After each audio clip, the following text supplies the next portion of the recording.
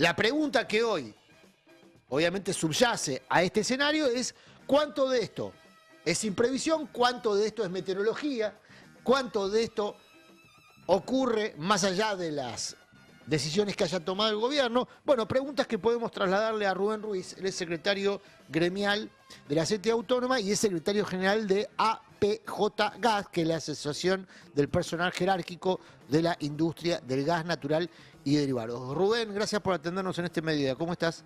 ¿Qué tal? Buen día, ¿cómo andan? Bueno, tirábamos al aire alguna serie de preguntas, de interrogantes. Empiezo por, creo, el más inquietante desde el punto de vista político. ¿Cuánto de esto que está ocurriendo hoy con el gas, que muchos hogares, muchas industrias se han quedado sin suministro, proviene de una imprevisión gubernamental? A nivel de porcentaje, te lo dejo a vos. Yo lo que digo es, acá ocurren dos cosas. El lunes y martes, y parte del miércoles, Argentina fue el país más frío del mundo. Y eso hay que ponerlo en algún lugar, porque la cuestión climática actúa. Ahora, hace meses que la Argentina tiene decisiones de gestión energética y decisiones contrarias a las necesidades cotidianas de la mayoría, que son indisimulables. Es decir, esta costumbre de echarle la culpa de todo al gobierno anterior, viste, tiene límites. La vida real te pone límites. Claro, es lo que hizo hoy el gobierno, ¿no, Rubén? Déjame dar el dato, tal vez no mucha gente está al tanto, pero hoy el gobierno emitió un comunicado justamente acusando en uno de los párrafos de ese comunicado a los gobiernos anteriores. Vos decís, Bueno, esto tiene un límite en la realidad. y mirá, cuando llegás a 2 grados bajo cero, es el límite de la realidad. ¿Qué le vas a echar la culpa? ¿A quién? Es decir, no, porque es cierto que tenemos problemas estructurales desde muchísimos años. Y nosotros sostenemos desde el sindicato que no hay una política energética global que esté por arriba de los gobiernos y que sea una cuestión de Estado. Ahora, las políticas de hoy son de los que están. Por ejemplo, vamos a cosas más prácticas. La reversión del gasoducto norte, en una parte, está retrasada o está suspendida. Algunos dicen por lentitud administrativa, las empresas contratistas dicen por falta de pago. Otros dicen porque no hay acuerdo respecto a la ingeniería. Ahora, lo raro acá es que el financiamiento de esa parte de la reversión ya está en Argentina. Ya fue asumido por el gobierno anterior, la Corporación Andina de Fomento, puso 500 millones de dólares y hay un poquito menos de 200 millones que está comprometido por ENARSA. O sea, la plata está. ¿Por qué no pagaste? ¿Por qué no te pusiste de acuerdo? Esta obra tendría que haber terminado en mayo. Bueno, no va a terminar en agosto y probablemente tampoco en septiembre. Ahora dicen que en septiembre, pero yo dudo. Bueno, esto tiene que ver con el proceso de paralización de la obra pública. Pero a ver, Rubén, porque el Reversal del Norte, promocionado durante el gobierno de Alberto Fernández, ¿no? Por supuesto, como obra complementaria al Néstor Kirchner. Como una obra complementaria del gasoducto Néstor Kirchner, tenía como pretensión original generar una nueva boca de expendio del gas argentino al exterior, ¿no? Sobre todo para abastecer a la industria paelista. Pero al mismo tiempo, porque ese reversal lo que hace hoy, lo que haría es modificar un trazado que hoy importa o serviría para importar gas de Bolivia. Entiendo a grandes rasgos que sería ese el asunto. Sí, más que eso. Es decir, revertir el gasoducto quiere decir que todo el gas, no solo el de Bolivia, el de la cuenca norte, venga, para decirlo de alguna manera, de la frontera de Jujuy y Bolivia hacia Buenos Aires, para decirlo de alguna manera. Y al mismo tiempo que se pueda eventualmente inyectar gas de exportación a Brasil. Ahora, Exacto. lo que vos estás marcando es que la plata para hacer esa obra, la Corporación Andina de Fomento, que es un organismo multilateral, como el Fondo Monetario, el Banco Mundial y demás, puso la plata para hacer esa obra, pero el gobierno se la quedó, cosa que vemos también en otras áreas del Estado, ¿no? Que el gobierno se va quedando con dólares que entran, dólares financieros que entran para obras específicas y que los usa, por ejemplo, para nutrir las reservas o para nutrir la timba financiera. Un poco es eso lo que vos estás viendo en el caso de Reversal del Norte, que podría haber mitigado esta circunstancia climática. ¿Está bien el resumen que hago? No que el gobierno se la quedó, eso no lo sé. Lo que sí sé No es la que usó no para usa. eso. No lo usa. Claro. Está y no la usa. Entonces, ¿qué le vas a echar la culpa a quién? Al que consiguió el préstamo le vas a echar la culpa. Es ridículo. Ahora, es tu decisión, es tu política, no hay manera. Esta cuestión consuetudinaria de, ya te digo, de echarle la culpa al anterior, no es solo de este gobierno, todos los gobiernos hacen lo mismo. Ahora, algunos tienen una política y otros tienen otra. Bueno, este gobierno dice, bueno, lo ha dicho el presidente 5.000 veces, arréglense como puedan.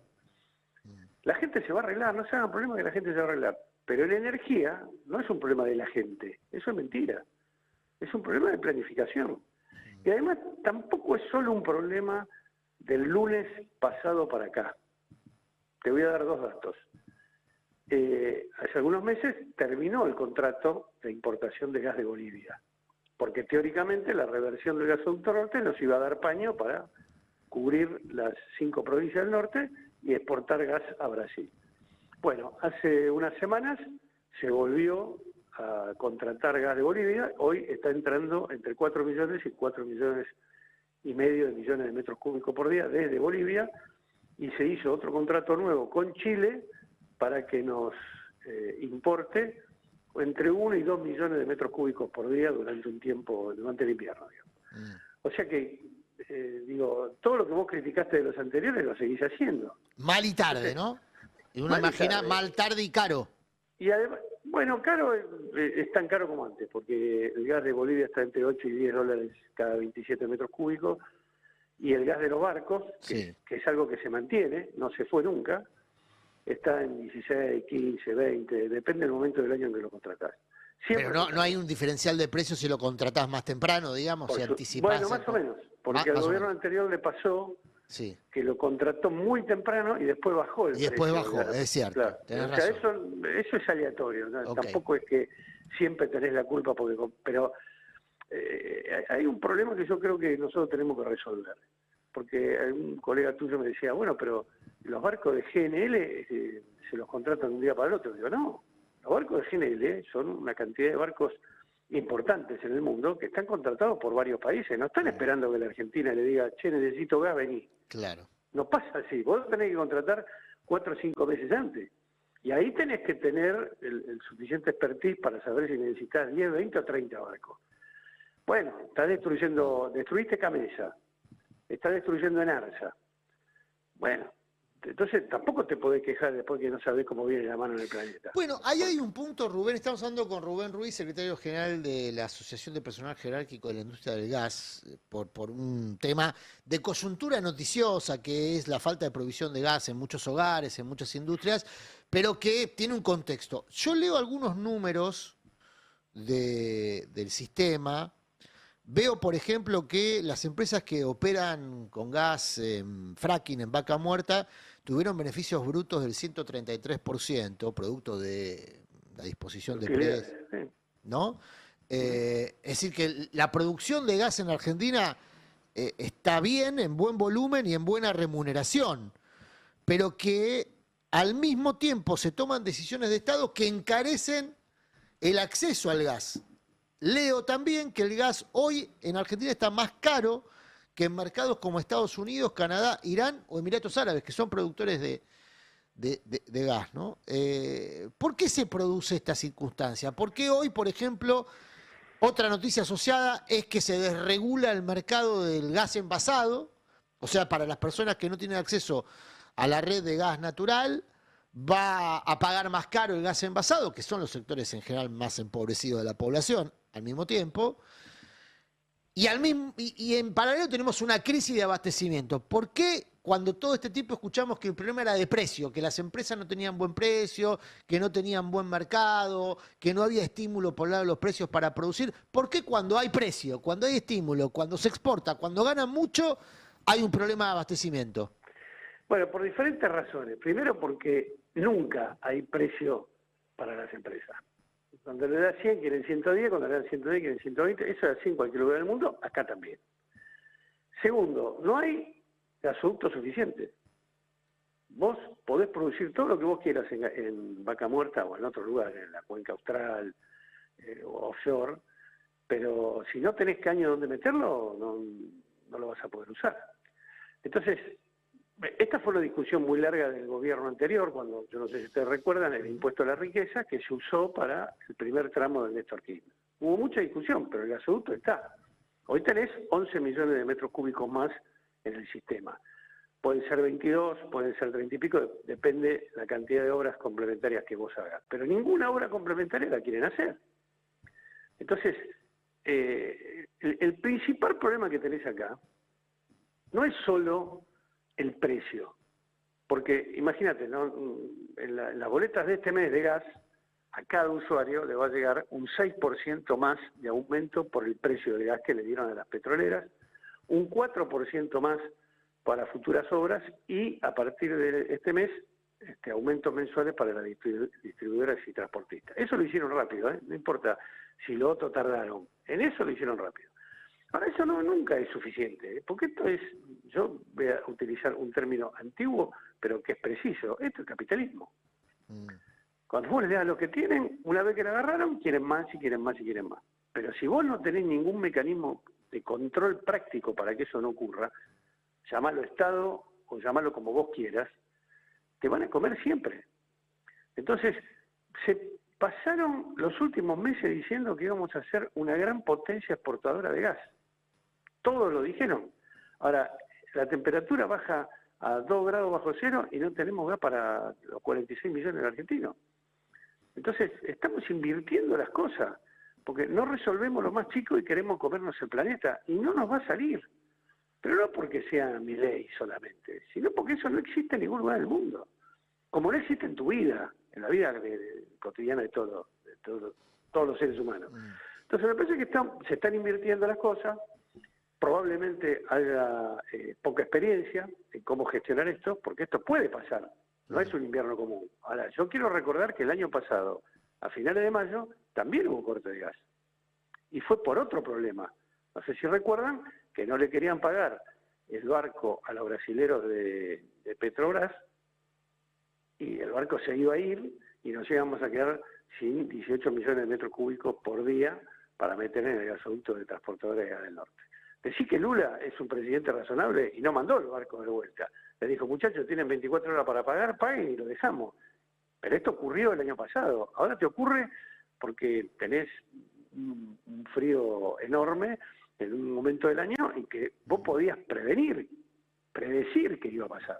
Ahora, si vos echás a la gente del Servicio Meteorológico Nacional y no le pones plata, te perdés de una herramienta de predicción que no es infalible, pero que la podés tener para saber qué hacer con tu política energética. Tampoco lo tenés. Entonces no es casualidad lo que está pasando. Por supuesto, el clima juega, todo juega, pero la política juega.